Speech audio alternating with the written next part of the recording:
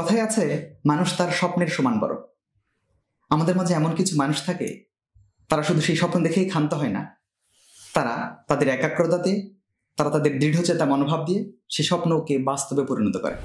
আমাদের সাথে আছে সেই স্বপ্ন পূরণকারী একজন, মিস্টার শাহরিয়ার।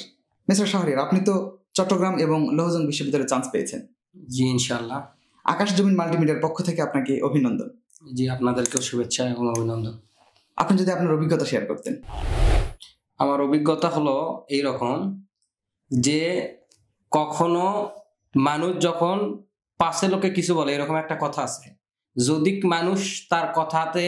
মানুষের কথাতে যদি কেউ থেমে থাকে, তাহলে সেটা হয়ে যাবে একান্ত বোকামি। এবং আমি মানুষের কথাতে থেমে না থেকে আমি আমার নিজের প্রচেষ্টা এবং বাবা মার অগ্রাধিকার যেই প্রচেষ্টা ছিল, আমি সেই অনুসারেই এগিয়ে গেছি এবং আমি আমার নিজ লক্ষ্যে আল্লাহর রহমতে পৌঁছাতে সক্ষম হয়েছি। শিক্ষার ভিত মজবুত করতে প্রাথমিক এবং মাধ্যমিক স্কুলের অনেক বেশি গুরুত্ব থাকে, এই কথাটা কতটুকু সত্য?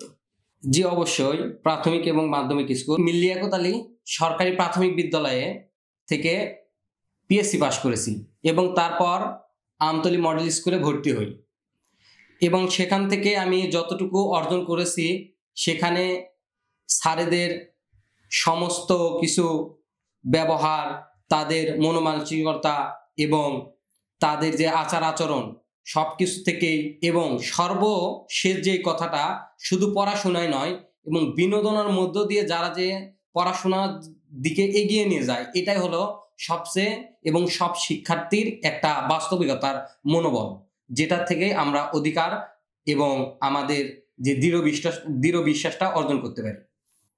আপনার শৈশব তো গ্রামে কেটেছে, আপনি অনেক স্ট্রাগল করে এই পর্যায়ে এসেছেন। আপনি যদি আপনার স্ট্রাগলের গল্পটা বলতেন। আমার স্ট্রাগলের গল্প, আমি আমার এসএসসি পাস 2022 সালে করেছি আমতলী মডেল স্কুল থেকে। তারপরে আমি মুন্সিগঞ্জ শ্রীনগর সরকারি কলেজ থেকে এইচএসসি পাস করি এবং সেখান থেকে আমার স্ট্রাগলের গল্প, মানে মূলত আমাকে সেখানে কেউ অতটা চিনত না।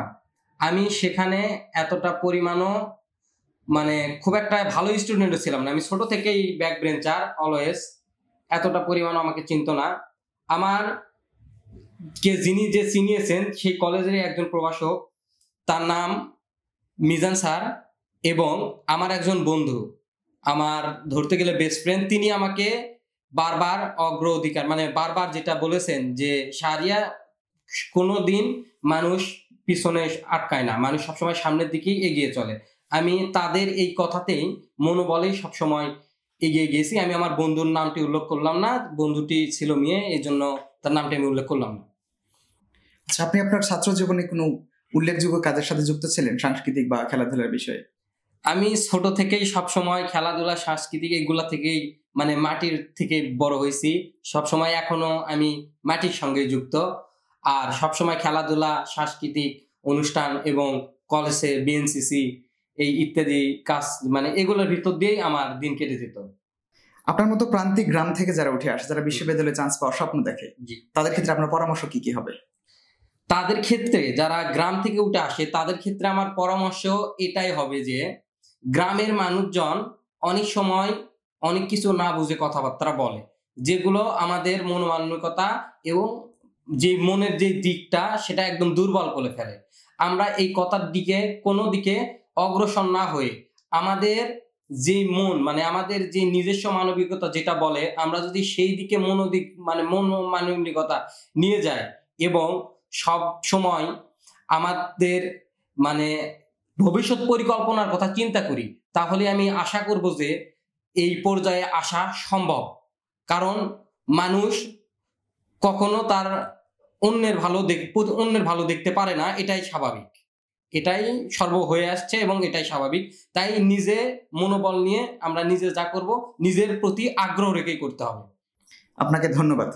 আকাশ জমিন মাল্টিমিডিয়ার পক্ষ থেকে আপনার উজ্জ্বল ভবিষ্যৎ কামনা করছি। আপনাদেরকেও ধন্যবাদ আমাকে এত সুন্দর একটা প্রোগ্রামের সুযোগ দেওয়ার জন্য।